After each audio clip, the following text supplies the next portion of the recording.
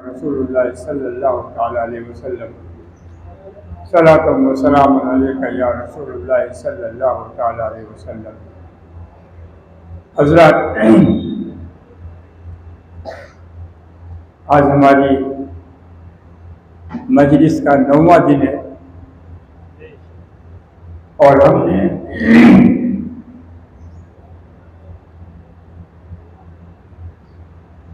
इन 9 दिनों में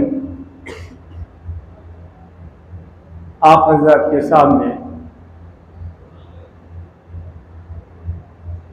शहदाए करबला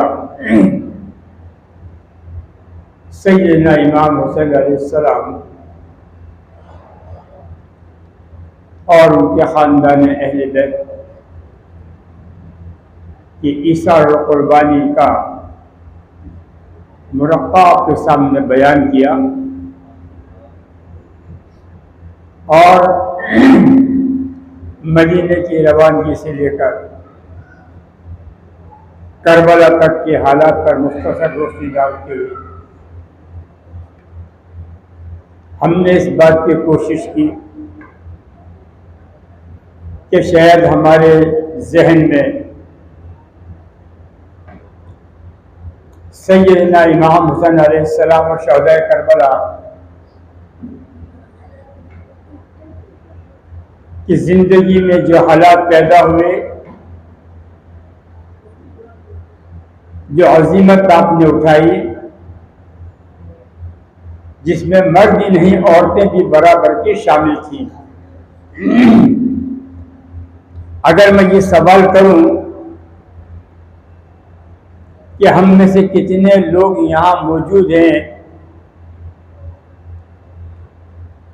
जो ये बता सकते हैं कि इस अजीम कुर्बानी का मकसद क्या था, और अब तक हमें सुने गए वाक़यात में किसी कोई 2 नाम भी ऐसे याद है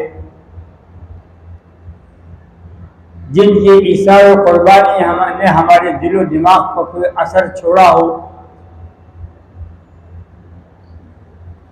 हमने आम कहानियों की तरह से इस वाक़े को अमल में लिया और हमारे, मैं बुराई से नहीं कहता मगर कहना पड़ता है कि हमारे उलमा ने भी इसको कहानी और किस्से के तौर पर ही दुनिया के सामने पेश किया, या फिर अक़ीदत और एहतराम में इतने उतर गए कि वो ये भी भूल गए कि मुझे यहाँ बैठकर क्या कहना है और मैसेज और पैगाम क्या देना है।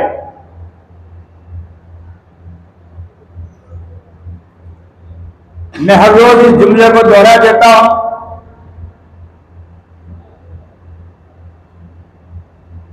कि मुसलमान इस्लाम में ही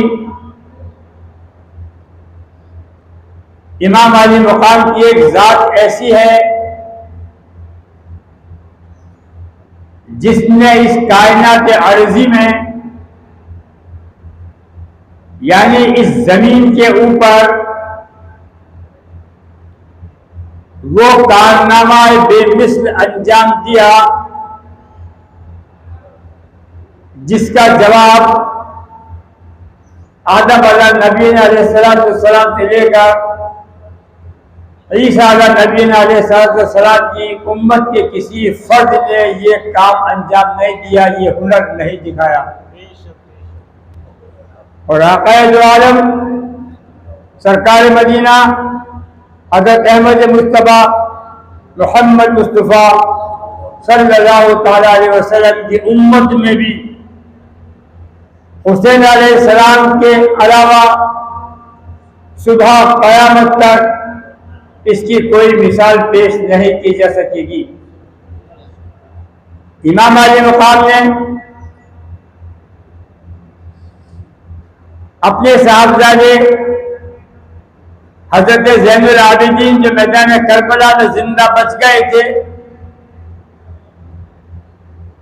उनको पैगाम देते हुए कहा करेगा, ये मत समझना कि हुसैन और यजीद का दौर यही है मेरे बाद भी हर दौर में यजीद आएंगे, हर दौर में इंसानियत कुचली जाएगी और हुक्मरां खामोश बैठ के तमाशा देखते रहेंगे। मगर ऐ मेरे बेटे, यजीद तो हर दौर में आएंगे लेकिन हुसैन नहीं आएगा। अगर हुसैन आया होता तो बेटियों की इज्जत पामाल नहीं की गई होती, गरीबों के झोपड़े नहीं जलाए गए होते, मासूमों की जिंदगियों से नहीं खेला गया होता, मुल्क की इमलाक को हाफिज़े नजर नहीं किया होता। इसलिए शायर ने कहा है, आज फिर दुनिया को जरूरत है हुसैन की।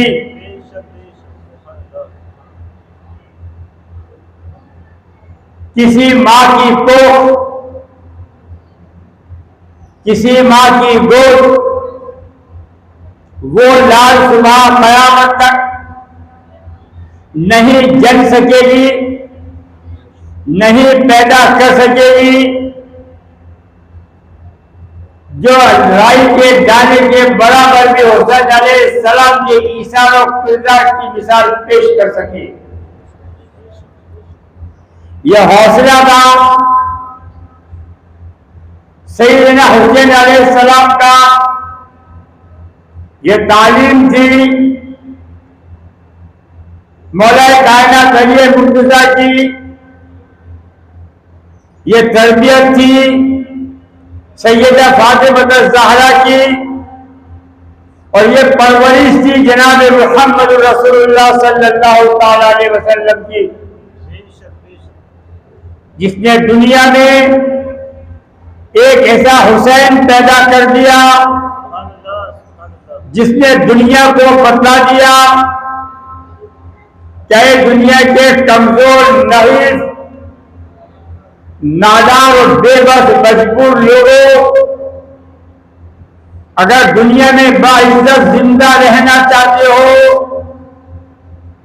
तो हुसैन की जिंदगी से सबक लेकर एक ऐसा इनकलाब आजिम बर्पा करो कि दुनिया की हुकूमतों की चूल्हे हिल जाए, गरीब आवाम की नुसरत और मदद के लिए, मजबूर और बेबस लोगों के लिए यह कदम हुसैन अलैहिस्सलाम ने उठाया था। यजीद से इमाम अली मुकाम का कोई जाती झगड़ा नहीं था, कोई जाती निफाक नहीं था, सिर्फ लड़ाई इस बात की थी कि मलूकियत और जमहूरियत, आपको याद होना चाहिए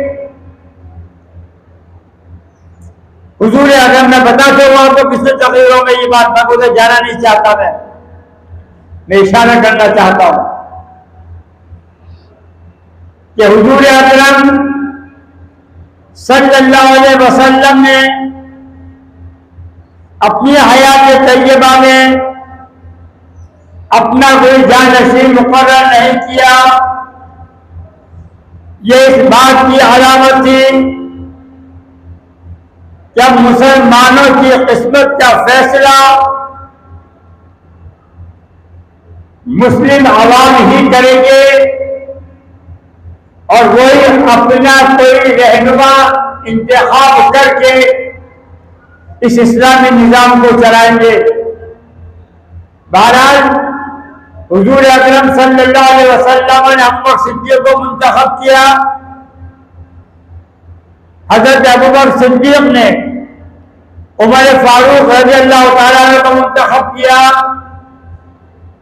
फारूक आजम ने अपनी शहादत से कबल ही एक ऐसा निजाम कायम कर दिया जिसको जमहूरियत कहते हैं, जिसको प्रजातंत्र कहते हैं, जिसको लोकतंत्र कहते हैं।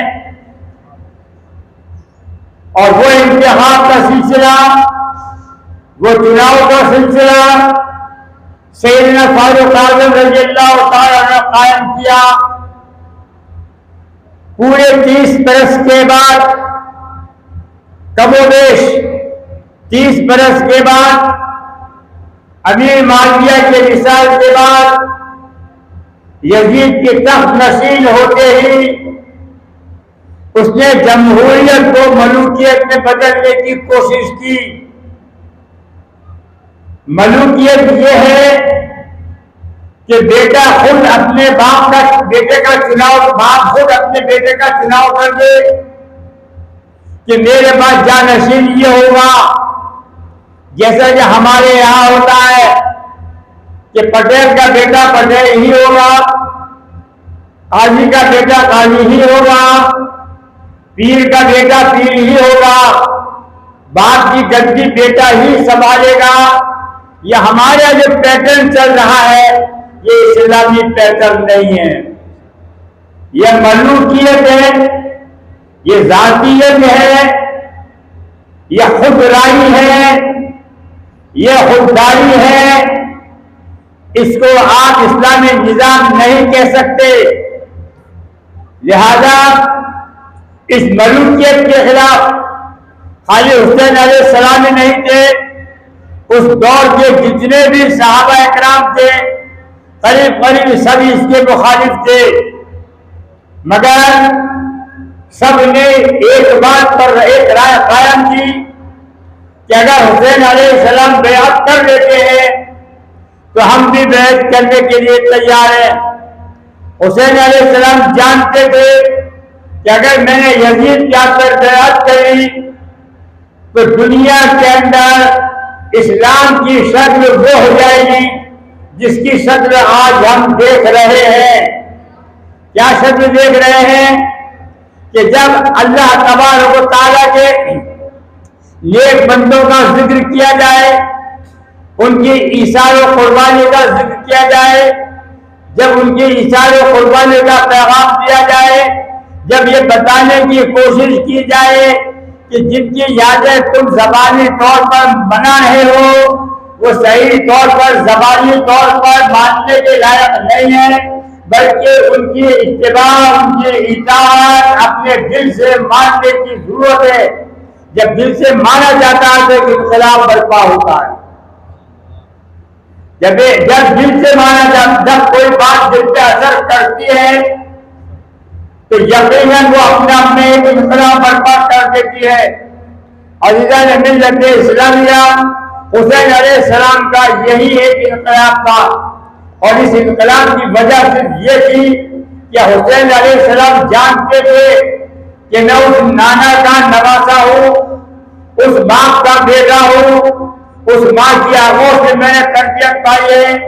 अगर चंद रोजा जिंदगी के ऐश के लिए आपके मुसलमान के लिए पैगाम है ये, चंद रोजा जिंदगी के ऐश के लिए, चंद रोजा जिंदगी के आराम के लिए, चंद रोजा जिंदगी के सुकून के लिए मैं यजीद के हाथ पर बैअत कर लेता हूँ तो दुनिया की दौलत, दुनिया की सिद्वत, दुनिया की हुकूमत, दुनिया का निजाम सब कुछ मेरे कदमों में होगा।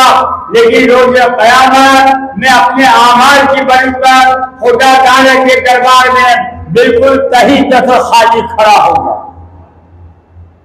बात नहीं आएगी समझ में। अगर दुनिया के लिए ही उनको जिंदा रहना था, हुसैन अलैहिस्सलाम को दुनिया के लिए जिंदा रहना था, जिसे हम जीते हैं, दौलत कमा लो, माल असबाब कमा लो, रिश्तों की फिक्र, अजीजों की फिक्र, जमीन जायदाद की फिक्र, दौलत की फिक्र। अंधा है आदमी, आंखें रखते हुए अंधा है आदमी कि उस गहरे गड्ढे की तरफ, उस गहरे गार की तरफ दौड़कर चला जा रहा है जिसका उसको पता भी नहीं कि ये अंधी कमाई का गड्ढा कितना गहरा है, और जब हम इस ठोकर खाकर इसमें गिरेंगे तो निकल सकने की दोबारा तवक्को उम्मीद नहीं हो सकेगी। ये दौलत, ये ऐश परस्ती, ये सुकून की जिंदगी, ये दुनिया में वाहवाही लूटना, ये तमाम चीजें यहीं तक महदूद हैं, और कब्र में जाने के बाद पता चलेगा कि हमने क्या अमाल किए हैं। इसीलिए जो लोग इस्लाम को सच्चे दिल से मानते हैं, जो लोग इस्लाम से सच्ची मोहब्बत करते हैं, जो लोग इस्लाम के उसूलों पर चलते हैं, जो इस्लाम की तायद और नुसरत में अपना वक्त खर्च करते हैं, अल्लाह तबारक व तआला ने उनके लिए दुनिया में चाहे जाहिरी तौर पर जिल्लत लिखी हो, चाहे दुनिया में जाहिरी तौर पर उनका मजाक बनाया जाता हो, चाहे दुनिया में जाहिरी तौर पर उनको जलील रुस्वा किया जाता रहा हो, चाहे दुनिया में जाहिरी तौर पर उनके माल और असबाब लूटे जा रहे हो, लेकिन उसके बाद जब आखिरत की जिंदगी से उनका राबता होता है, उनका ताल्लुक होता है, उनका रिश्ता होता है, तो उनकी वो ज़ाहिरा शिकल उस कामयाबी से बदलती है जिस तरह से आज 1450 साल गुजर जाने के बाद भी हुसैन की जिंदगी जिंदा और ताबंदा है।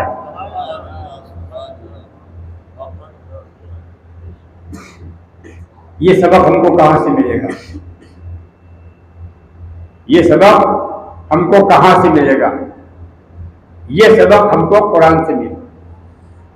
जब हम कुरान पढ़ेंगे, सूरह बनी इस्राइल में रब ताला का इरशाद है, हम यहाँ जो भाई समझोगे तो मर्जी आपकी, नहीं समझोगे तो आपका सुनना आप तक, मेरा कहना मुझ तक। ये होता आ रहा है। हमें हुसैन से मोहब्बत नहीं है, हमें तो उस रस्म से मोहब्बत है, हमारे बाप दादा डाल गए। रस्म से हुसैन औरतों से, कल कितनी औरतों ने मेहंदी चढ़ाई, पूछो मेरी बात का असर हुआ क्या? ये डरा क्या? मैंने कहा तौबा करो, एक दिन पहले कहा था मैंने, जो अमल तुम करते थे तौबा करो, जिंदगी चल रही उसकी है। अगर बीबी साहब से मोहब्बत करते हो, बीबी फातिमा से मोहब्बत करते हो, उनके नाम की दुहाई देते हो, शब बरात पर झक करके उनके नाम की नियाज लगाते हो, तो फिर महसूस करो जब उनकी फातिहा के पक्का इतना अदब और एहतराम है कि उनकी फातिहा भी पर्दे में गिर जाती है, हमारा पर्दा कहाँ है?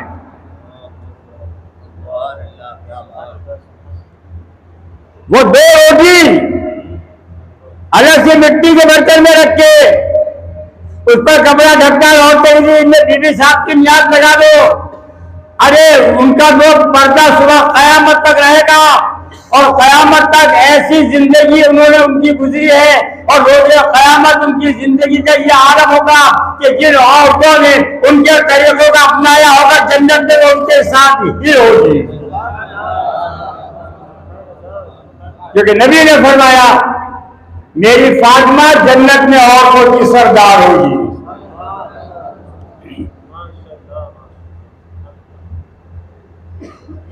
सैयदा फातिमा ज़हरा ने आका दो आलम सरकार मदीना, भाई बोलना मत इर्द गिर्द आस पास,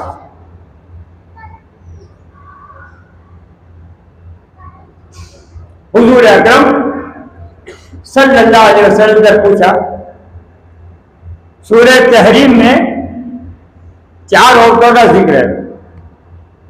सूरह तहरीम के आखिरी रुकू में 4 औरतों का जिक्र है, उनकी तारीफ है। हर औरत को वो चैप्टर पढ़ना चाहिए, हर लड़की को वो चैप्टर पढ़ना चाहिए, हर बाप को अपनी लड़की को ये चैप्टर पढ़ाना चाहिए। पढ़ाएगा कहाँ? हम तो ये कुरान तो पूरा होने ही नहीं देते।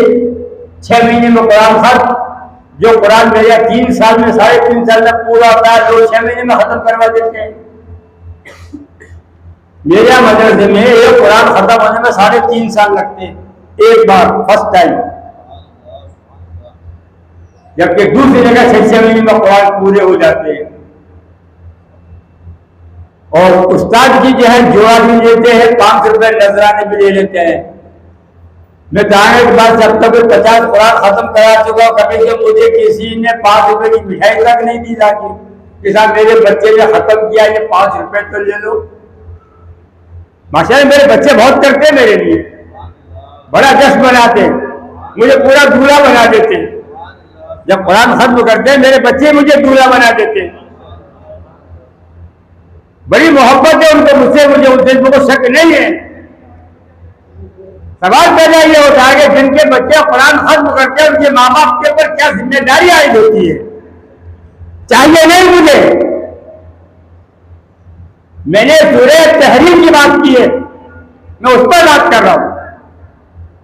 कल सोचे कि लाल पड़ गया कि इसको यूं करने का, नहीं भाई, अल्लाह माफ करे, अल्लाह बहुत राजी है मुझसे, उसका बड़ा करम है। अगर लालच हो जाए तो पूरे 10 दिन नहीं बैठता यहां, इंतजार करता फोन कराने जैसा।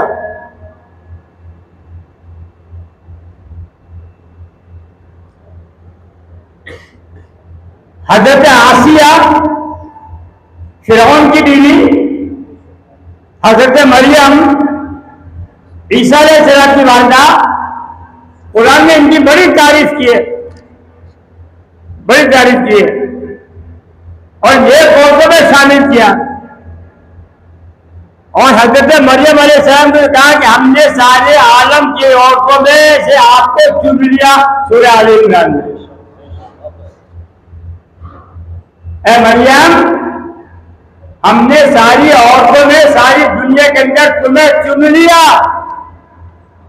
हजरत सैयदा ने बाबा जान से अर्ज किया, या रसूलुल्लाह सल्लल्लाहु ताला अलैहि वसल्लम, बनी इस्राइल में ईसा अलैहिस्सलाम की वालिदा को अल्लाह तबारक व तआला ने सारे आलम की औरतों पर बढ़ाई दी, आपकी उम्मत में भी क्या ऐसी कोई औरत होगी जो सारी औरतों की सरदार होगी, उसको भी ये फजीलत हासिल होगी? तो आका दो आलम दिल है मोहब्बत में पसंद हो सी, तो आका दो आलम सरकार मदीना सल्लल्लाहु ताला अलैहि वसल्लम ने इरशाद फरमाया, मेरी प्यारी बेटी फातिमा हजरत मरियम अलैहिस्सलाम पिछली उम्मतों की तमाम औरतों में, पिछली उम्मतों की तमाम औरतों में अफजल तरीन हैं और चुनी हुई हैं, और मेरी उम्मत में मेरी फातिमा सुबह क़यामत तक के लिए दुनिया की औरतों की जन्नत की सरदार होगी।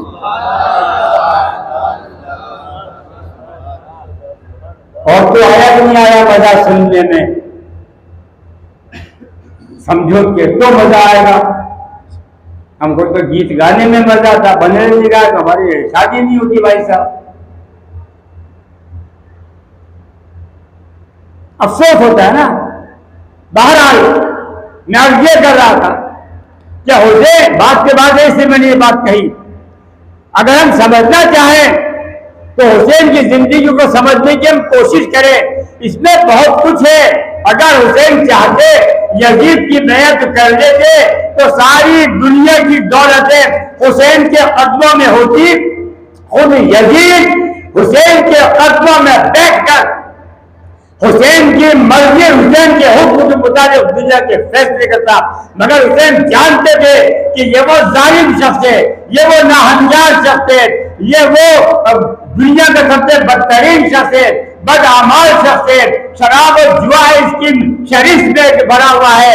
इसलिए बेहतर यह है कि मैं दुनिया की जिंदगी में इज्जत पाने के बजाय आखिरत की जिंदगी में वो इज्जत हासिल करूं कि मेरे नारे की मर्तबा क़यामत तक मेरी जात मेरे खानदान पर फख्र करे।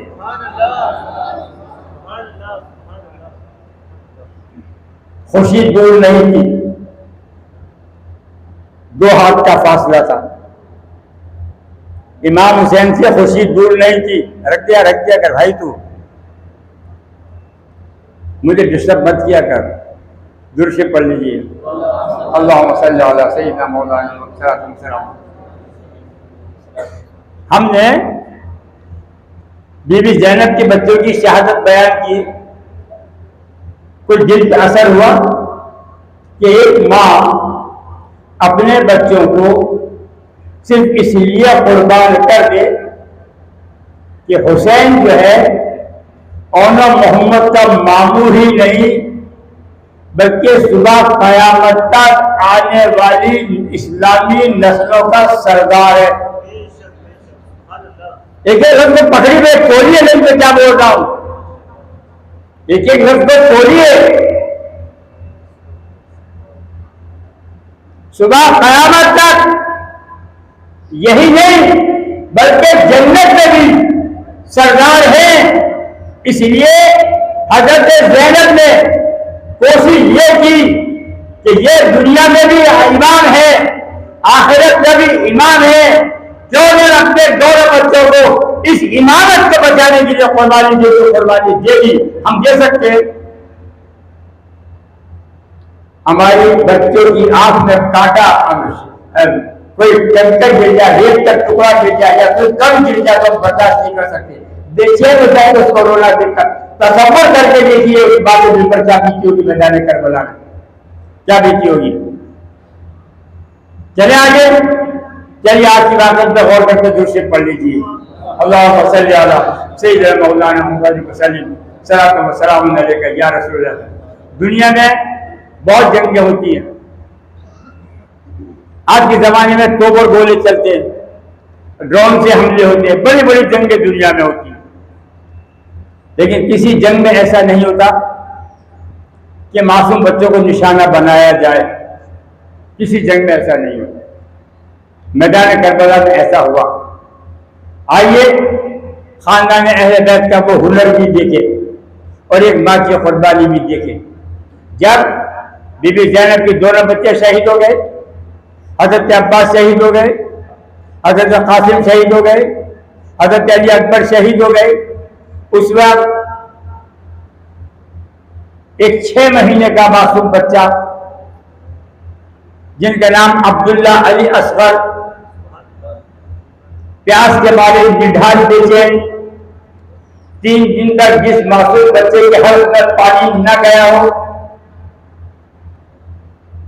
पानी और भूख की वजह से माँ के आंचल का दूध सूख गया हो, माँ अपने बच्चे को न दूध पिला सकती है और न ही पिलाने के लिए पानी उसके पास है, और वो बच्चा माँ की गोद में दम तोड़ रहा हो, आंखें फटी की फटी रह जाए, मुंह खुला रह जाए, सूखी जबान बाहर निकल आए, हाथ सूखे हुए हो। दुनिया की माँ और जरा गौर करके देखो, खुदा ना खास्ता हमारे बच्चे के साथ ऐसा हो तो हम क्या करेंगे। वो माँ हजरत शहरबानो बच्चे को गोद में लिए खड़ी है, परेशानी का आलम है, अपनी सूखी जुबान बच्चे के मुंह में दे रखी है। इमाम अली मकाम सामने आते हैं, अर्ज करती है इमाम अली गौर से सुनिए। इमाम अली मकाम, जब से आपके निकाह में आई हूँ तब से लेके आज तक मैंने कभी कोई ख्वाहिश जाहिर नहीं की, कभी आपसे कुछ नहीं मांगा। जिंदगी में पहली बार आपसे इल्तिजा करती हूँ, जिंदगी में पहली बार आपसे एक दरख्वास्त करती हूँ, जिंदगी में पहली बार आपसे अर्ज करती हूँ कि मेरा ये मासूम बच्चा पानी के एक घूंट को तरस गया है, इसके हक में कांटे चुभ गए हैं, होठ इसके खुश्क हो चुके हैं, ये जबान निकालता है, आंखें खोलता है, मेरी तरफ हसरत से देखता है। इमाम अली मकाम, मेरा कलेजा कट जाता है। आज इतना कीजिए, सिर्फ इतना कीजिए कि इसको अपने बिन साहब के पास ले जाइए, उससे कहिए कि ज्यादा नहीं चंद कतरे मेरे मासूम बच्चे के हलक में डाल दे ताकि इसकी जिंदगी बच जाए। मुझे क्या मालूम था कि करबला की खाक मेरे बच्चे को अपने आगोश में अपनी गोद में बुला रही है। इमाम अली मकाम जल्दी कीजिए, मेरे बच्चे को अमर बिन साद के पास ले जाइए और उसको मेरा बच्चा दिखा कर कहिए कि इसको चंद कतरे पानी के पिला दे। हजरात, उस माँ के इस सवाल का जवाब हुसैन इब्न अली के पास क्या था? हाथ बढ़ाए, बच्चे को गोद में लिया, सीने से लगाया। इस हालत में कि आंखें बैठ चुकी हैं, नब्ज डूब रही है, सांसें उखड़ चुकी हैं, जिंदगी कब तक की है पता नहीं। आपने सीने से लगाया। हजरत शहर बानो एक चादर देती हैं, कहती इमाम अली मकाम मेरे बच्चे को चादर ओढ़ा लीजिए, लू बहुत तेज चल रही है, ऐसा ना हो पानी मिलने से पहले ही मेरी जिंदगी का चांद कह जाए, मेरे बच्चे की जिंदगी खत्म हो जाए, जल्दी कीजिए और इसका अपने साथ के पास ले जाइए। इमाम अली मकाम ने हाथ बढ़ाए, बच्चे को गोद में लिया, चलना चाहते थे कि हजरत ज़ैनब की बहन, वही बहन जिसने खुशी खुशी अपने दोनों बच्चे कुर्बान कर दिए, वही बहन जिसने हजरत कासिम को मैदान में जाने की इजाजत दिलवा दी, वही बहन जवान हज अकबर की शहादत पर काम कर रह गई और भाई बाबा से उलझ तक गई कि तुमने मेरी खिदमत की कदर नहीं की, मुझसे बिना पूछे मेरे अकबर को इजाजत कैसे दे दी। फिर वही ज़ैनब जिसने हजरत अली अकबर को खुद अपने हाथ से रुखसत किया और अपने साथ रुखसत किया और आखिरी दीदार करने के लिए खेमे के दरवाजे तक आई और ये कह दिया कि मुझे कुदरत का तमाशा देखना है, कुदरत की कारीगरी देखनी है। जब मैंने अपने बच्चे और मोहम्मद को मैदान करबला में शहीद होने के लिए भेजा था, उस वक्त मैं आराम से लेट गई थी, इसलिए कि मैं खुश थी कि मैं रोज़ क़यामत खुशी से उठूंगी, दौड़ूंगी और अम्मा जान का दामन पकड़ कर कहूंगी कि अम्मी जान आपकी औलाद पर यही मेरे दोनों लाल थे जो मैंने कुर्बान कर दिए, मगर अली अकबर मेरी जान से दूर जरा बाल भी बीका हुआ क़यामत बर्पा कर दूंगी, दर खैमे के दरवाजे पर खड़ी ये मंजर देखूंगी और ये देखूंगी कि मेरा लाल किस तरह से मैदान करबला में अमल जिंदगी के आखिरी लम्हात में किस तरह से दुश्मनों का मुकाबला करता है। मेरे दोस्तों, एक की दवा दो की एक की दवा 2, 4, 6, 8, 10 हो सकती है, एक का इलाज 72,000 नहीं हो सकती। इतनी बड़ी फौज चंद अफराद के लिए ये जग नहीं थी सुनता। वो हजरत ज़ैनब सामने आ गई, कहा भैया कहाँ जा रहे हो? कहा शहर वालों ने अपनी अमानत मुझे दी है और ये कहा कि अमर बिन साद के पास ले जाओ, शायद वो चंद कतरे पानी के हलक में डाल दे। हजरत ज़ैनब ने कहा भैया आपको पता नहीं है, शहर वालों अरब के लोगों का हाल नहीं जानती, इनकी इंसानियत मर चुकी है, इनकी आंखों का नूर जा चुका है, इनके दिल में रहम नहीं है। मुझे उम्मीद नहीं कि अमर बिन साद इसको पानी पिला दे, क्योंकि अमर बिन साद उबैदुल्लाह बिन ज़ियाद और यजीद खानदान अहले बैत के बच्चे का दुश्मन है। खुदारा यह गलती मत कीजिए और अली अकबर को मैदान में न ले जाइए। मगर जब खामोश हो गई फिर सोचा मगर क्या कर सकती हूँ, क्या करूँ क्या ना करूँ, अगर इसी तरह से घर में रहेंगे दम तोड़ देंगे, तब भी इनको करबला की गोद में जाना है और अमर बिन साद अगर रहम कर देगा तो अल्लाह उसका सिला उसको देगा और अगर मौत ही आई है तो यहाँ करबला के मैदान में आ जाएगी। आपने फरमाया भैया ले जाइए और अमर बिन साद से कह दीजिए। हजरत शहर पर आगे बढ़ी, कहा भाई इमाम अली मकाम मैं तो भूल गई, अमर बिन साद ने सो तो सही यारो जंग की दास्तान शहादत का मजाक बनाने वाले सोचते तो नहीं में क्या कर रहे हैं हम, कहाँ जा रहे हैं हम, ये किसने तुम्हारे लिए सिस्टम बना दिए कि उनकी याद की जगह को छोड़कर ऐसे तरफ की जिंदगी जी रहे हैं और हमने उसको दीन का नाम दे दिया। ये तो हमारी अपनी जैसी वो पामानी है जिसकी सजा हमको आखिरत में मिलेगी। मैंने जुमे में भी एक वाक़या बयान किया था, मदरसे में बच्चे को भी बताया था, यहाँ बैठे लोगों से भी मैंने बात की थी। सुनिए, दुनिया और आखिरत का फर्क क्या है। बच्चा जब माँ के पेट में होता है, बच्चा जब माँ के पेट में होता है, उसके दोनों हाथ भी होते हैं, पैर भी होते हैं, जबान भी होती है, कान भी होते हैं, आंख भी होती है, नाक भी होती है, पूरा ढांचा बच्चे का माँ के जिस्म में होता है। लेकिन हाथ होते हैं, काम नहीं कर सकता, पैर होते हैं, चल नहीं सकता, जबान होती है, बोल नहीं सकता, कान होते हैं, सुन नहीं सकता, जबान नाक होती है, सुन नहीं सकता। तो जब ये सब कुछ मौजूद है फिर काम के नहीं है, तो इनको देने से रब ताला का मकसद क्या, इससे हम आखिरत की जिंदगी को समझें। अगर जब वो बच्चा दुनिया में आता है तो वही हाथ उसके काम करने लगते हैं, वही जबान उसकी बोलने लगती है, वही कान सुनने लगते हैं, वो उसको खुशबू बदबू का एहसास होने लगता है, सारी बातें समझ में आने लग जाती है। समझिए मामला क्या है। मोमिन की जिंदगी इस दुनिया के लिए नहीं है, ये दुनिया मोमिन का इम्तिहान का है, ये दुनिया मोमिन का इम्तिहान की जगह है। ये मोमिन दुनिया के लिए माँ के पेट के बाद है, ये पूरे वजूद मौजूद है, सारे असासे मौजूद है, बाजार मौजूद है, रौनक मौजूद है, सब कुछ मौजूद है दुनिया के अंदर, लेकिन मोमिन के लिए कुछ नहीं है। मोमिन के लिए इतने कमाले, मोमिन जो कुछ करता है, जिस तरह माँ के पेट में बच्चे के सारे आना होने के बाद बेकार होते हैं, इसी तरीके से दुनिया में मोमिन की जिंदगी वक्त है कि वो उसकी जिंदगी इस दुनिया के लिए नहीं बल्कि उस दुनिया के लिए होती है, उसके अमाल उस दुनिया के लिए होते हैं।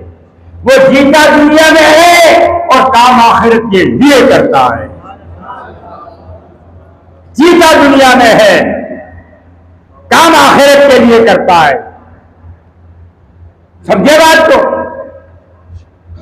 या दो कुछ क्या जाए, नमाज हमारे पास नहीं, रोजा हमारे पास नहीं, कुरान हमारे पास नहीं, तालीम हमारे पास नहीं, अखलाक हमारे पास नहीं। जो चीजें आखिरत में काम आने वाली हैं उनमें से कोई भी अमल हमारे पास नहीं। कुरान कहता है इक़रा किताबक कफ़ा बिनफ़्सिका यौमा अलैका हसीबा। अल्लाह ताला क़यामत के दिन उसके गले में तख्ती डाल देगा, किताब डाल देगा और फिर कहेगा इक़रा किताबक, पढ़ इस किताब को कि तू दुनिया में किस लिए गया था, क्या करके आया है। इक़रा किताबक कफ़ा बिनफ़्सिका यौमा अलैका हसीबा। पढ़ ले अपने अमाल की डायरी, पढ़ ले अपनी जिंदगी के हालात और देख ले तू दुनिया में किस लिए गया था, क्या करके आया था। आज खुद को अपना हिसाब कर ले तो जन्नत में जाएगा या दोज़ख में। कभी सोचा हमने? या अय्युहल्लज़ीना आमनू वल्तंजुर नफ्सुम मा क़द्दमत लिग़द वत्तक़ुल्लाह। ऐ ईमान वालों, वल्तंजुर नफ्सुम, तुम में से हर शख्स सोचे, वल्तंजुर नफ्सुम, तुम में से हर शख्स सोचे मा क़द्दमत लिग़द, कि तूने क़ब्र के लिए आगे क्या भेजा है, क़ब्र का क्या सामान तैयार तुमने गया, आने वाला कल लिग़द, आने वाला कल। कितना खुला कुरान है यार, उसकी परवाह नहीं है, उसके लिए तवज्जो नहीं है, उसके अफ्तार पर गौर नहीं करते। कुरान क्यों लाया गया इस पर हमें तवज्जो नहीं है। हमें दुनिया कमानी है, दुनिया में रहना है, हमेशा कोई नहीं रहेगा। सिकंदर नहीं रहा, फिरौन नहीं रहा, दुनिया के बड़े बड़े जिनका सिक्का चलता था उनके वजूद खत्म हो गए, उनके खोपड़ी की हड्डियां पैरों में आती है, ठोकरों में। हम कहां बैठे हैं, हम किस लिए जिंदगी जी रहे हैं। हुसैन ने दे दिया पैगाम, हुसैन ने दे दिया सदा। उन्होंने बता दिया कि अगर आखिरत की कामयाबी जीना चाहते हो तो तब हुसैन का इख्तियार करो, तरीका हुसैन का इख्तियार करो, हुसैन की सुन्नत इख्तियार करो। इमाम आले मुकाम ने हजरत अली असगर को सीने से लगाया, घोड़े पर सवार हुए, मैदान करबला तक पहुंचे। तसव्वुर कीजिए, गौर करने का मकाम है, सोचने का मकाम है, समझने का मकाम है। इस कान से सुन के इस कान से मत निकालो। ये शोहदा करबला की कुर्बानियां हैं। हर शहीद की कुर्बानी का हिसाब देना पड़ेगा। कोई शहीद बेवजह कुर्बानी नहीं देता। हमारे मुल्क के लिए भी, आज़ादी के लिए जिन लोगों ने कुर्बानियां दी, हमने उनको भुला दिया, उनकी कुर्बानियों को फरामोश कर दिया। और आज हम ये चाहते हैं कि जो कुछ कर रहे हैं हम ही कर रहे हैं। ये बहुत बड़ा धोखा है। इसलिए धोखा है कि अगर हम जिन लोगों के भाई आज हम आज़ाद हैं, अगर उनकी कुर्बानियां भुला देते हैं तो आप देख लीजिए पूरे मुल्क में तबाही का आलम है। इसलिए पूरी उम्मत मुसल्लमा तबाही के कगार पर खड़ी है कि हुसैन अलैहिस्सलाम की कुर्बानी को, अपने आपा उस्ताद की कुर्बानी को, सहाबा-ए-किराम की कुर्बानी को, ताबईन की कुर्बानी को, तबे ताबईन की कुर्बानी को, सालिहीन की कुर्बानी को हमने फरामोश कर दिया। उनकी जिंदगी की तरफ मुड़कर देखना पसंद नहीं किया। कुरान की किसी एक वर्ड की तरफ क्या, कुरान के किसी एक लफ्ज़ की तरफ हमने देखने की कोशिश नहीं की। आखिर तबाही नहीं आएगी तो आखिर होना क्या है? इसलिए मैंने कहा फिर सुन लो, क़यामत के दिन कुरान कहेगा कि अल्लाह ताला ने तुझे यह कुरान इसीलिए अता किया था कि तू इस पर गौर करे, फिक्र करे, तदब्बुर करे। वमन आरदान जिक्री, तो जिसने कुरान से मुंह फेरा, कुरान की तालीम से मुंह फेरा, फ़इन्ना लहू दंका, मैं उसको दो मुसीबतें दूंगा, दो अज़ाब दूंगा, दो सजाएं दूंगा। पहली सजा दुनिया में हुई, वमन आरदान जिक्री फ़इन्ना लहू मईशतन दंका, मईशतन दंका, मेरी रोजी मैं एक बरकत उठा लूंगा। सोने के ढेर तेरे पास होंगे, दौलत के अंबार तेरे पास होंगे, सुकून नहीं होगा, चैन नहीं होगा, आराम नहीं होगा, खौफ तुझे सोने नहीं देगा, तुझे जिंदगी चैन से गुजारने नहीं देगा। तू हर वक्त उलझन में फंसा रहेगा जिसकी वजह से एक काम नहीं कर सकेगा। पहली सजा हाय दौलत, हाय पैसा। वना सरो यौमल क़यामत आमा, और क़यामत के दिन कब्र से अंधा उठा हुआ। शहीद हो जाए, हर बला इतने कायल का तीर चला, हर बला इतने कायल का तीर चला जो हज़रत अली असगर, मासूम अली असगर के हनफ को छेदता हुआ इमाम आली मुकाम की बाजू से पार निकल गया। सोच के देख इस बात पर क्या बीती होगी। आखिरी बार आंख खोली के तेरे बाप को देखा, जबान सूखी दिखाकर, हमेशा के लिए आंख बंद करे।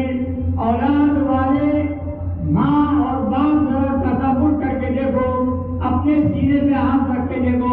इस मुहर्रम के मामले में हम जो कुछ कर रहे रस्म रिवाज, क्या ये जायज है? क्या ये हुसैन के जख्मों पर नमक छिड़क रहे हैं?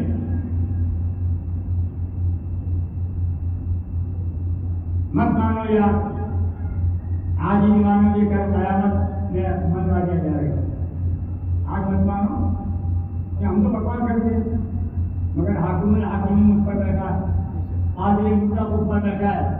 रसूल भी होगा, मैं भी होगा, आप भी होंगे, पेशी होगी, पूछा जाएगा, जवाब हमारा क्या होगा? सोच के देखिए, बाप की गोद में बेटा है, ये हलक से निकलता हुआ बाजू के पार हो गया।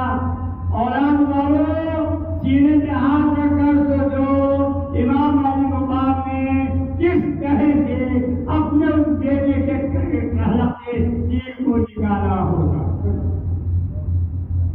सोचो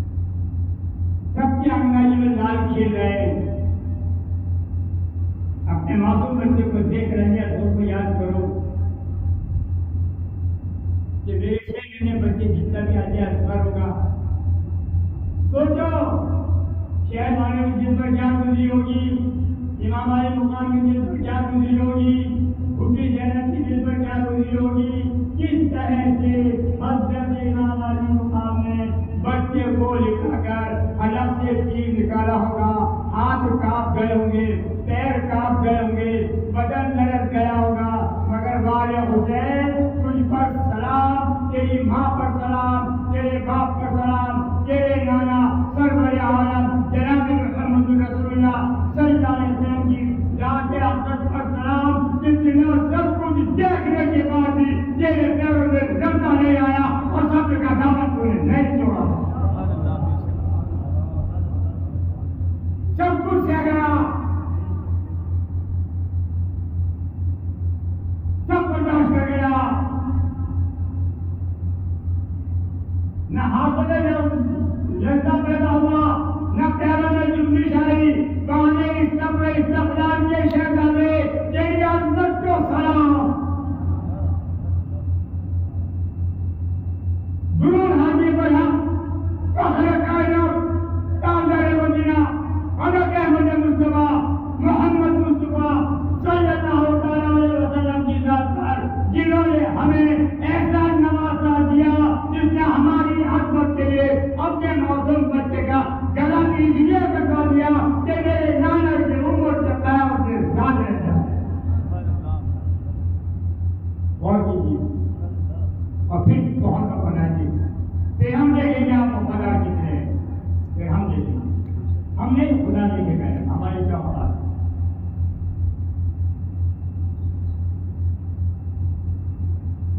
इस तरह से बोल से लिया होगा, कौन आलू जिस लोग कहते सीने से लगाया होगा, जैसे अपने ने लाई होगी, माँ ने कैसे देखा होगा, उनकी ने कैसे पता कि हमारी माँ ने हर नाम गिने थी, कपड़े भागे थे, जीवन कराए थे।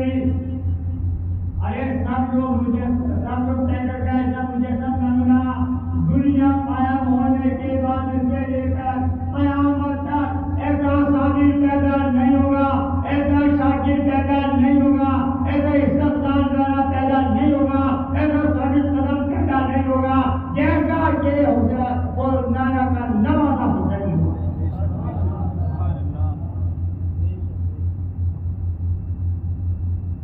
होश कांपते रहे जन भावजे दौड़ी, ये क्या हुआ? पानी पिलाने ले गए थे, लाशा लेकर के आए हो। इमाम आली मुकाम ने अपने बेटे को माँ की गोद में दिया, तीर में बदन में लगाना तीर, किसी ने उस कम में नहीं देखा। हज़रत ज़ैनब की नजर पड़ी, कहा भैया आपके मौलवी से खून आ रहा है, अपने सर से चादर उतारी। वो ज़ैनब जब बचपन में कुरान पढ़ रही थी, उनके सर से चादर उतर गई थी। आक़ा दो आलम सरकार मदीना सल्लल्लाहु अलैहि वसल्लम आए, अपने हाथ से अपने नवासी के सर पर चादर डाली थी। और इसी तरीके से हाकिम ताई की बेटी जब में माले गनीमत में आई, सर उसका नंगा था।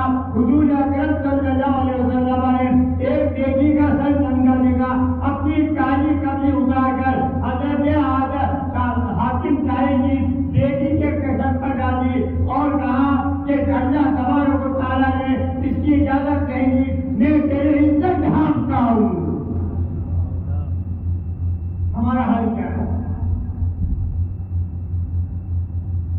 हज़रत ज़ैनब ने चादर उतारी, उसको फाड़ा, इमाम अली मकाम के बाजू पर बातचीत कहने लगी, रोज़े क़यामत अल्लाह तबारक व तआला से हुजूर के साथ अल्लाह तबारक व तआला के दरबार में हुजूर से गाना जानते हैं या रसूलुल्लाह सल्लल्लाहु अलैहि वसल्लम, जिस दिन ज़ैनब को आपने बचपन में अपने हाथ से चादर उड़ाई थी, आपकी उम्मत में मैदाने करबला में मेरा सर नंगा कर दिया। मेरी हिम्मत आपकी तुझसे पड़ेगी।